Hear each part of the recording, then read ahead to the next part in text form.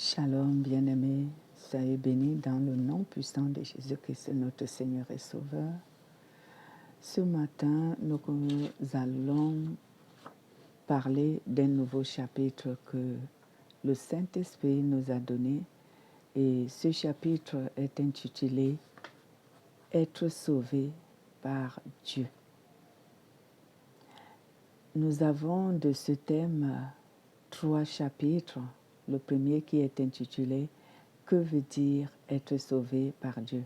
Le deuxième qui est intitulé « Qui sera sauvé par Dieu ?» Qui sera sauvé? Le troisième qui est intitulé « Pourquoi Dieu sauve-t-il les hommes ?» Nous allons donc parler de ces 3 chapitres.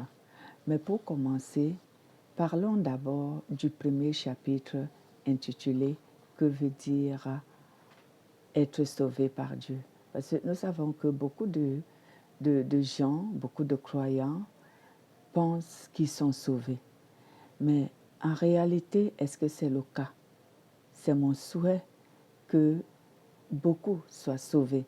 Et c'est pour cela que j'enseigne la parole de Dieu, la vérité, l'évangile de notre Seigneur Jésus-Christ, afin que tous ceux qui écoutent cette parole sachent comment Dieu opère et comment Dieu fonctionne pour sauver l'humanité du péché et lui donner l'éternité. Que veut donc dire être sauvé par Dieu? Être sauvé par Dieu est le fait d'être délivré du pouvoir du péché et de la condamnation à la mort. C'est tout simple que ça, bien-aimé. Donc, lorsque tu es sauvé, tu es une personne que Dieu a délivrée du pouvoir du péché qui nous condamnait à la mort. Colossiens 2, 13, 15 nous le dit. Le livre de Colossiens, chapitre 2, versets 13 à 15 nous le dit. Que nous étions condamnés à la mort à cause de notre péché. Mais Christ nous a rachetés de la condamnation à la mort en montant sur la croix, en clouant sur la croix cette condamnation, en détruisant par cette condamnation la puissance du péché, afin que nous soyons libérés de cette condamnation. Voici donc comment l'homme, l'humanité ou l'être humain peut être sauvé du péché, du péché ou de la mort éternelle. C'est lorsque Dieu le délivre du pouvoir du péché qui le condamnait à la mort. La mort qui veut dire l'extermination, le feu éternel ou encore le feu de la géhenne. En d'autres termes, on peut aussi dire que être sauvé par Dieu, c'est gagner le salut éternel par la foi en Jésus-Christ. Voilà une autre définition de ce thème, être sauvé par Dieu. C'est le moyen de gagner le salut éternel par la foi en Jésus-Christ.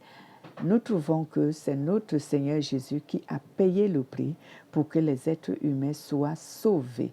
Et la Bible nous le dit dans Actes chapitre 4 au verset 12. Maintenant, parlons de la procédure. Comment nous pouvons être sauvés? Comment nous pouvons parvenir à être sauvés ou encore à gagner le salut éternel?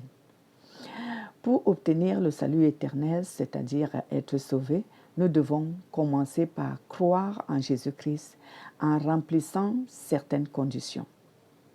Et ces conditions sont ici, j'en ai énuméré 4.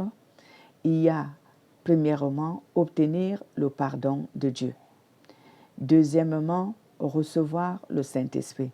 Troisièmement, purifier notre âme de sa vieille nature.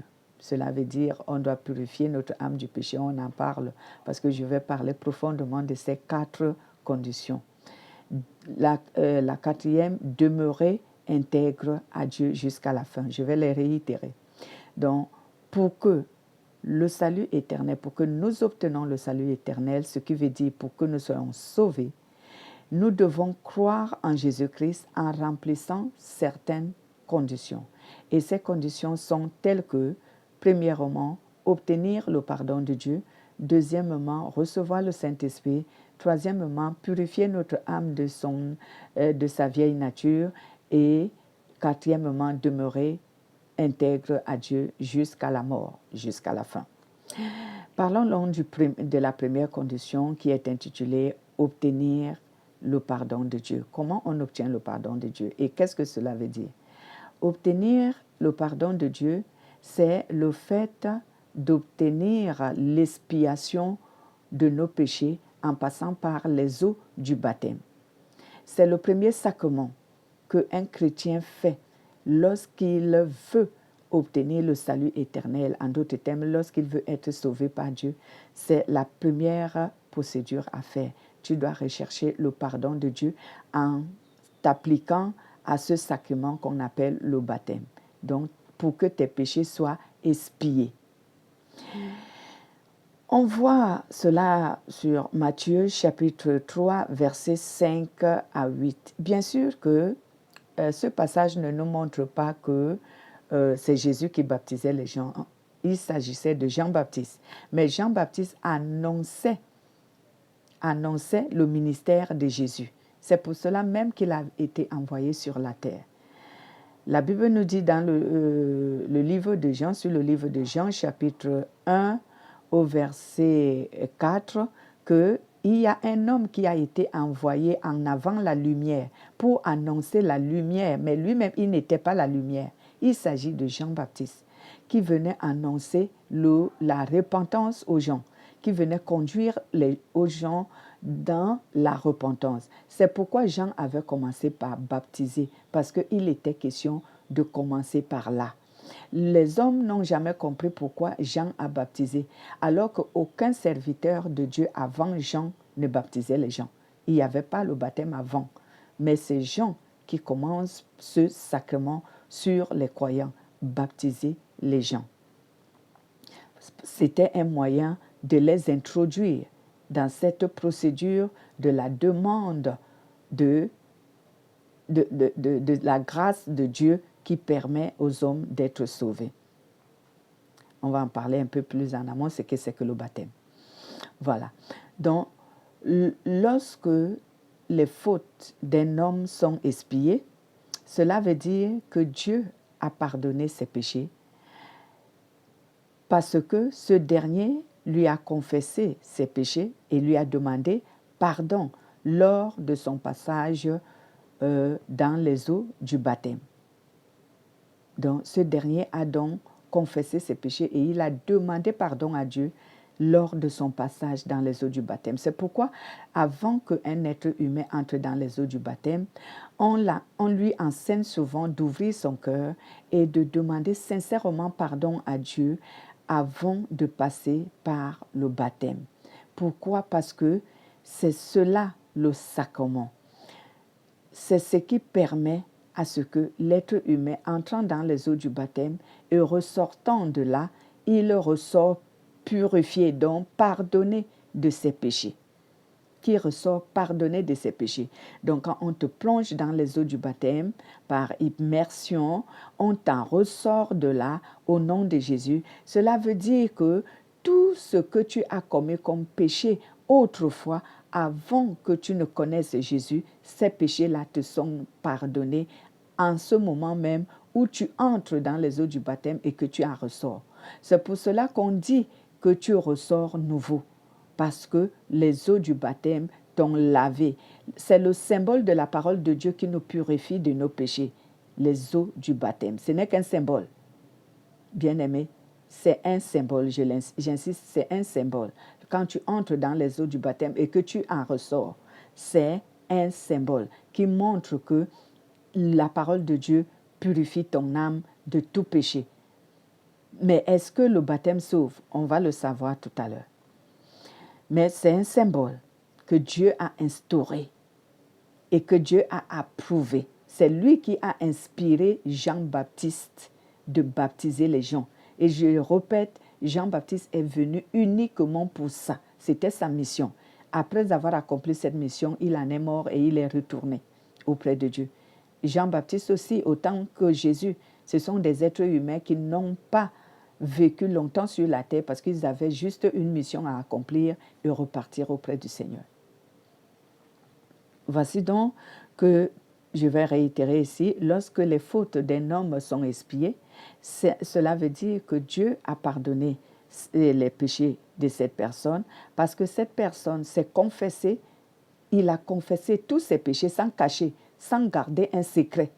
Il a confessé tous ses péchés à Dieu et il lui a demandé pardon lors de son passage dans les eaux du baptême. C'est pourquoi Dieu ne tient plus compte de ses péchés commis dans les temps de l'ignorance. Parce que cette personne a regretté tout ce qu'il a fait. Il a demandé pardon à Dieu. C'est pourquoi, bien-aimé, quand tu passes dans les eaux du baptême, sois sincère. On en parle tout de suite. Voici donc pourquoi j'ai noté les versets qui peuvent vous aider, si vous pouvez lire ces références. Actes chapitre 17, verset 30, Actes chapitre 2, verset 37 à 39, ainsi que Colossiens chapitre 2, verset 12. Ces paroles peuvent vous aider à mieux comprendre. Donc, bien-aimés, lorsque nous recherchons le baptême, lorsque nous recherchons le pardon de Dieu, autant pour moi, par les eaux du baptême, ou alors lorsque nous recherchons le salut de Dieu par la voie du baptême, nous devons être sincères dans cette procédure, en nous repentant vraiment de la manière sincère, en nous dépouillant de toutes nos fautes, de tous nos secrets. Ne reste pas avec un secret, parce qu'une relation qui commence avec les secrets ne progresse pas bien. Une relation qui commence avec des secrets, surtout, elle va mal terminer. Donc, ne reste pas avec les secrets quand tu passes dans les eaux du baptême. Dépouille-toi et n'aie pas honte. Je l'ai toujours mentionné dans mes prêches en disant aux gens, si quelqu'un se moque de toi parce que tu confesses tes péchés, parce qu'il s'est dit que toi, tu es le pire pécheur du monde, c'est que il est pire que toi, bien-aimé. Considère qu'il est pire que toi. Parce que quelqu'un qui sait que lui-même il a péché, il ne peut pas se moquer d'un autre qui confesse ses péchés pour se libérer de ce piège de Satan. Donc, n'aie jamais honte de te dépouiller devant, que ce soit les hommes, surtout les hommes, parce qu'il est souvent facile pour nous, les êtres humains, de se confesser en secret devant Dieu. Parce que comme on ne voit pas Dieu, alors on se confesse facilement. Mais devant les hommes, on se retient de dire les bêtises, les abominations que nous avons faites. Moi, je te conseille que n'aie pas honte. Confesse-toi, même devant les hommes. Dépouille-toi de tout secret, de tout péché. Chaque péché est vilain et honteux. C'est pour cela que les hommes n'aiment pas lorsqu'on dévoile leurs péchés, parce que les péchés sont honteux, parce que les péchés sont vilains. Donc, qui te dira que moi, je n'ai pas commis un péché aussi vilain que ça? Moi, je n'ai pas commis un péché aussi honteux. Non, chaque personne a commis un péché aussi honteux que si on le met à nu devant tout le monde, lui aussi, il aura honte. Donc, n'aie pas honte, bien-aimé. C'est plutôt une délivrance de se dépouiller de tous ses secrets et de rester libéré dans son âme, dans sa conscience, dans son esprit. Et je te bénis si tu entres dans cette procédure de le faire. Donc, soyez donc sincères. La sincérité consiste en quoi ici? Cela consiste qu'au plus profond de ton cœur, tu dois ressentir ce désir de regretter devant Dieu et de confesser devant Dieu et devant les hommes tout ce que tu as commis comme péché. Tu dois ressentir dans ton cœur le désir d'abandonner cette voie du péché et de se conformer à la volonté de Dieu. Il faut que tu ressentes cela au-dedans de toi. Si tu ressens cela au-dedans de toi, c'est alors que Dieu va te pardonner. Parce que figurez-vous qu'il y a certaines personnes qui sont passées dans les eaux du baptême sans être pardonnées. Je vous l'assure. Ils pensent qu'ils sont pardonnés, mais ils ne le sont pas. Pourquoi? Parce qu'ils ont caché les péchés. Ils n'ont pas été sincères. Ils ne se sont pas dépouillés. Ils ont parlé en l'air, mais les vilains secrets, ils les portent encore. Ils ne les ont pas confessés. Donc, peu importe, même si on t'a immergé dans les eaux du baptême, toutefois que tu n'as pas vraiment confessé tes péchés de tout ton cœur, si tu n'as pas regretté que tu as offensé Dieu et les hommes, si tu n'as pas reconnu la gravité et la souillure que tu étais devant Dieu et que tu n'as pas tout dit, tu n'es pas pardonné. Hein? Moi, je te dis la vérité.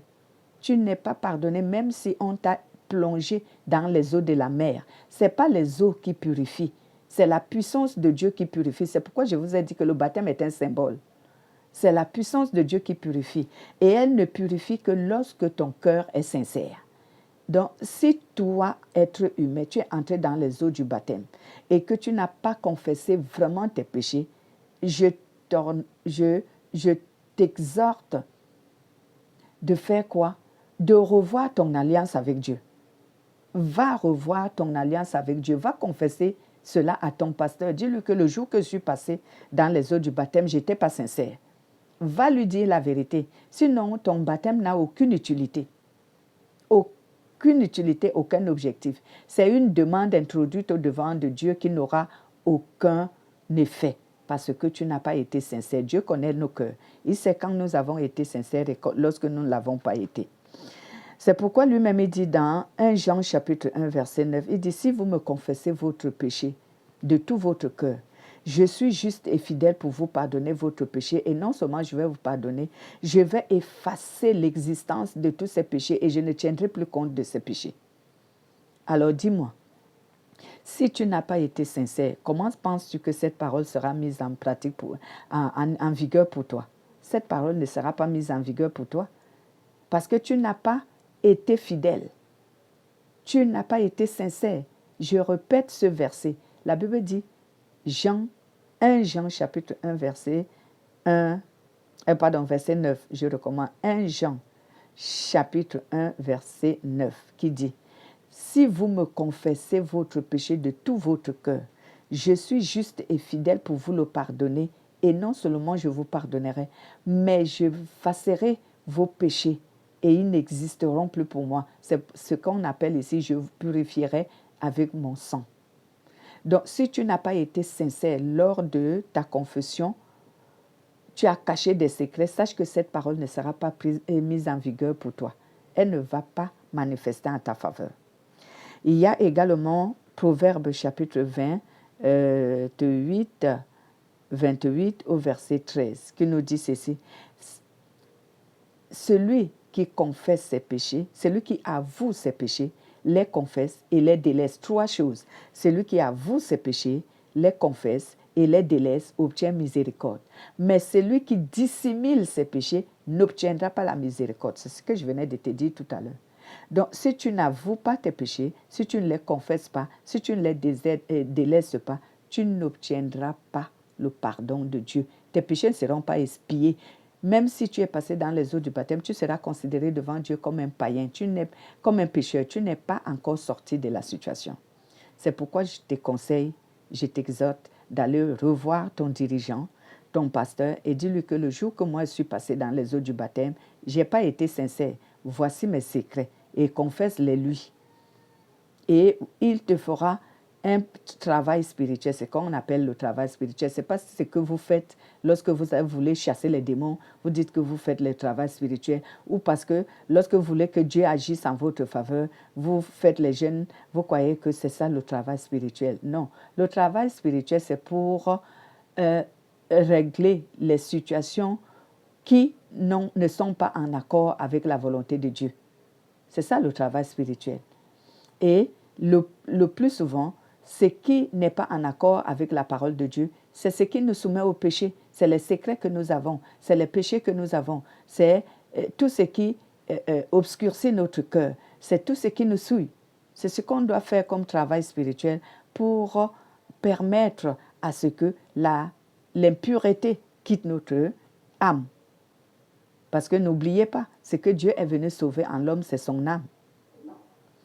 Voici donc, bien-aimés, nous allons je vais reparler de ce verset, Proverbe 28 à 13, qui nous dit, tu dois avouer tes péchés, tu dois les confesser et tu dois les délaisser. Maintenant, parlons donc du baptême. Est-ce que le baptême sauve-t-il quelqu'un parce qu'il a obtenu le pardon des péchés par le baptême? Est-ce qu'il est sauvé? Certes, non. Je disais, le baptême n'est qu'un symbole, un sacrement. Donc, c'est la procédure. Le baptême est une procédure que nous introduisons devant Dieu pour nous engager à cette alliance qu'il nous présente, à cette alliance qu'il nous propose, à cette alliance qu'il nous donne pour que nous soyons en accord avec lui. Donc, c'est une introduction de ta demande dans l'autorité de Dieu pour lui dire, Seigneur, je veux entrer en alliance avec toi. Et comme c'est le moyen par lequel dois entrer en alliance avec toi, c'est le baptême, alors je prends cet engagement de bonne conscience vis-à-vis de toi pour que toi et moi, on ait une alliance, une relation. Donc, on introduit notre demande devant Dieu ou auprès de Dieu lorsque on prend le baptême. Mais le baptême ne sauve pas.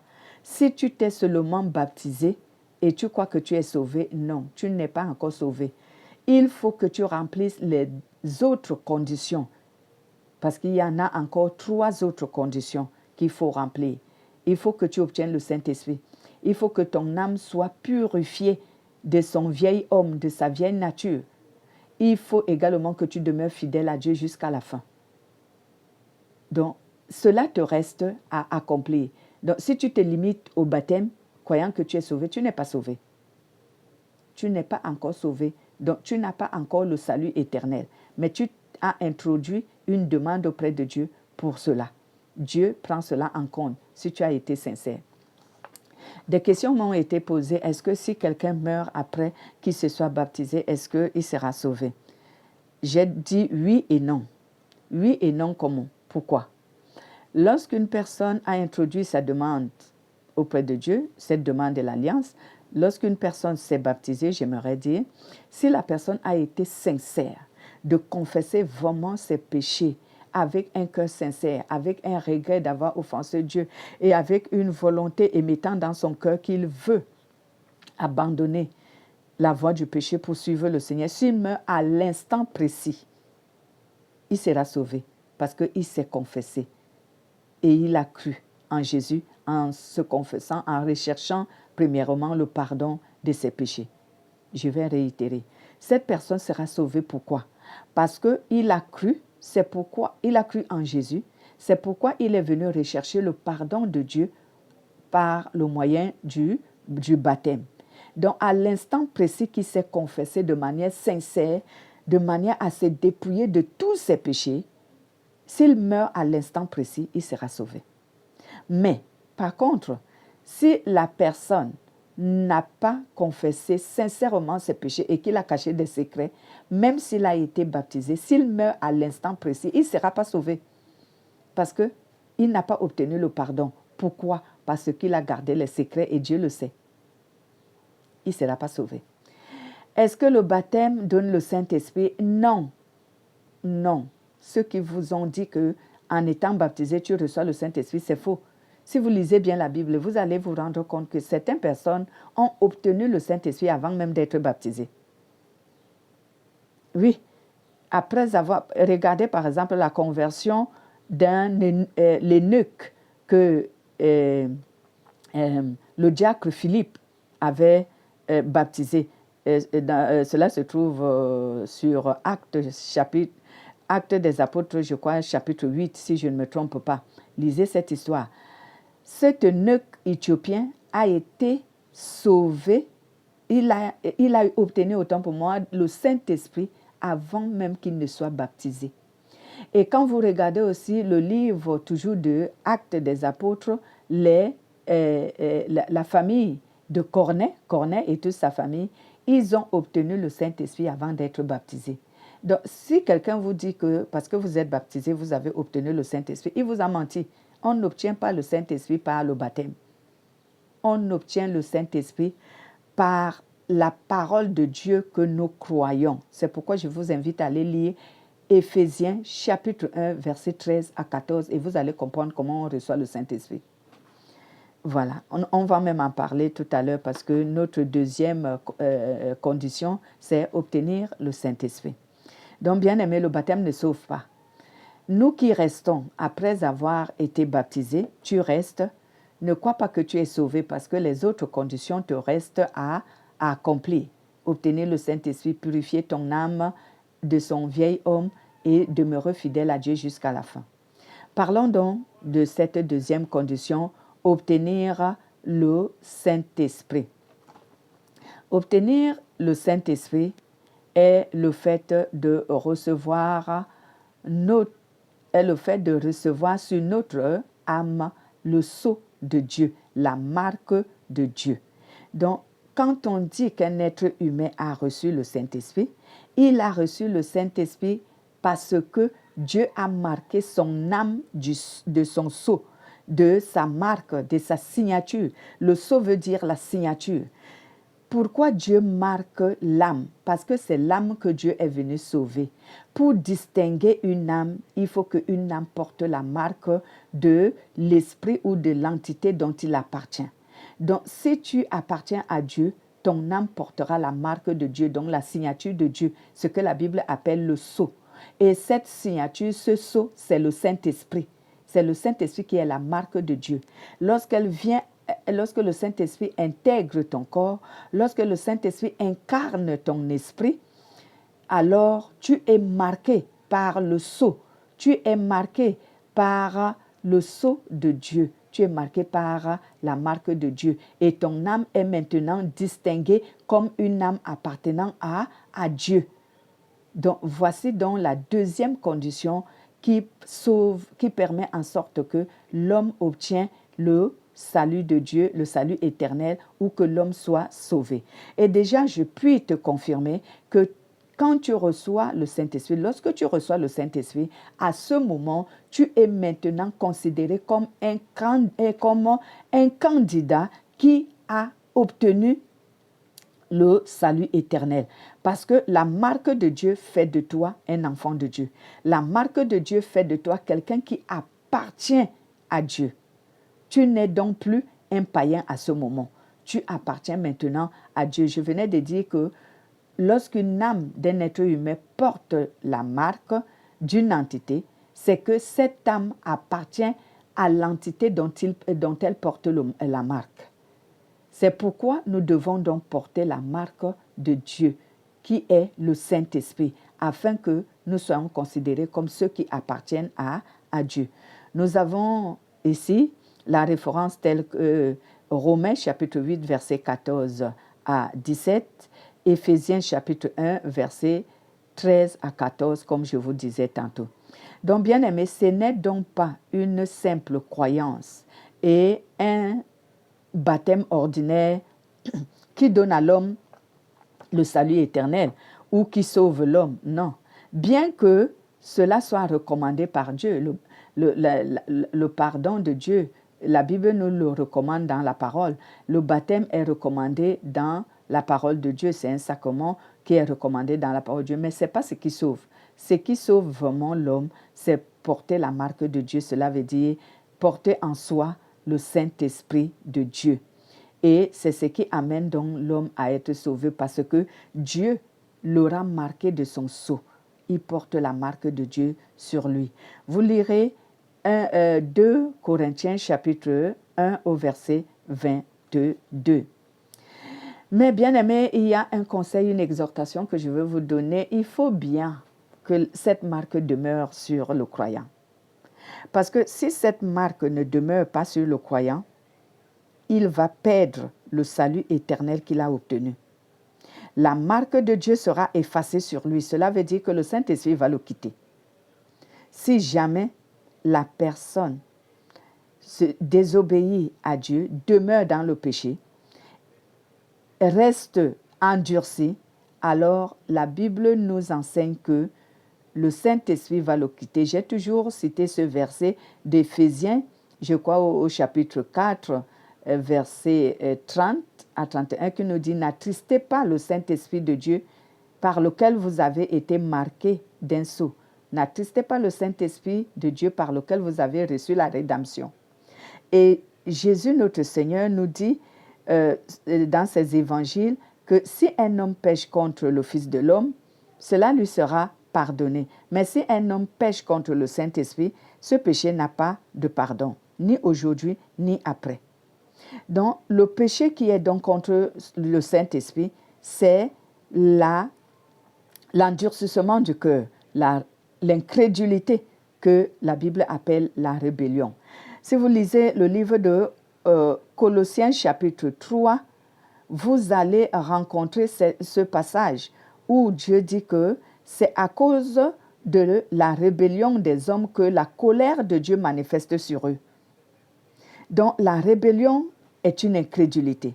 Si vous lisez même le livre de 1 Samuel au chapitre 15, si je ne me trompe pas, c'est à cause de la rébellion du roi Saoul que Dieu avait livré cet homme à la mort et avait détruit la royauté dans sa famille. Donc, Dieu dit dans ce livre, de 1 Samuel, il dit, est-ce que je prends plaisir à la désobéissance? Est-ce que je prends plaisir au sacrifice qu'à l'obéissance? Il dit, la désobéissance est à mes yeux comme de l'idolâtrie. Donc, si tu désobéis à Dieu, tu es comme quelqu'un qui pratique de l'idolâtrie, parce que la désobéissance est une idolâtrie. C'est comme si tu adorais d'autres dieux devant Dieu. Alors attention, c'est l'incrédulité, l'endurcissement de cœur, la rébellion, la révolte. Et retenez bien les mots que je vous dis, la révolte, l'incrédulité, l'endurcissement du cœur, la rébellion, ce sont là les péchés qui sont les péchés contre le Saint-Esprit. Parce que ces péchés sont considérés comme de l'idolâtrie. Parce que quelqu'un qui est révolté contre Dieu, il suscite la colère de Dieu. Quelqu'un qui est endurci contre la parole de Dieu, il suscite la colère de Dieu. Quelqu'un qui est rebelle contre Dieu, il s'oppose à Dieu. Quelqu'un qui manifeste ce genre de péché, bien-aimé, est en inimitié contre Dieu. Et cela est une idolâtrie. C'est pourquoi cette idolâtrie, c'est ce qui est un péché contre le Saint-Esprit. Alors, si tu es un chrétien qui a eu la grâce d'obtenir le Saint-Esprit, mais si ton cœur se détourne de Dieu et commence à manifester les péchés dont j'ai cité tout à l'heure, c'est que si ton cœur commence à être endurci, à se rebeller contre Dieu, à se révolter contre Dieu, à manifester l'incrédulité, ne pas accepter la parole de Dieu, alors toi, tu es donc en train d'être un idolâtre devant Dieu et c'est un péché qui ne te sera pas pardonné. Si tu meurs dans ce péché, tu n'obtiendras jamais le pardon de Dieu. D'abord, toute personne qui meurt dans le péché n'obtient pas le pardon de Dieu. Voilà. Donc, c'est pourquoi on ne doit pas demeurer dans la révolte. Souvenez-vous de la mort du roi Saoul. C'était la révolte. L'incrédulité. Il n'avait jamais cru en Dieu, cet homme. Quand Dieu lui a fait du bien en le rendant roi, à ce moment, il était content.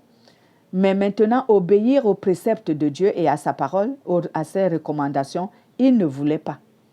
Donc, cet homme, il a péché contre le Saint-Esprit. Faisons donc attention, bien-aimés, demeurons dans la volonté de Dieu jusqu'à la fin. Jusqu'à la fin.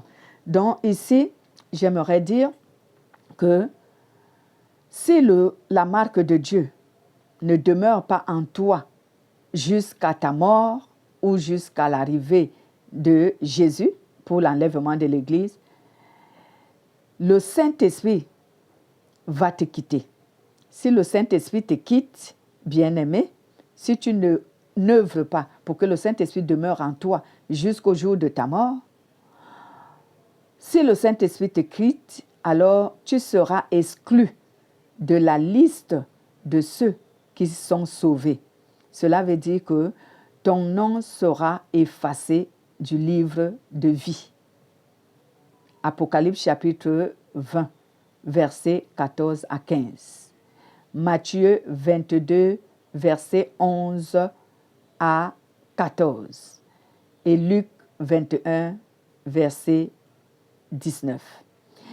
C'est par là que je vais vous quitter. Nous allons apprendre les 2 autres conditions qui nous restent dimanche prochain. D'ici là, soyez bénis, bien-aimés. Partagez la vidéo au maximum. C'est un moyen de l'évangélisation. Si tu donnes cette vidéo à quelqu'un, alors sache que tu es en train d'évangéliser parce que lui aussi, il va entrer dans la connaissance de la parole que Dieu nous a enseignée ce matin et tu l'auras béni, bien-aimé. Tu auras béni cette personne. Alors, partagez au maximum la vidéo et faites profiter de nos frères et de nos sœurs de cette connaissance. Une fois de plus, paix et grâce et soyez bénis.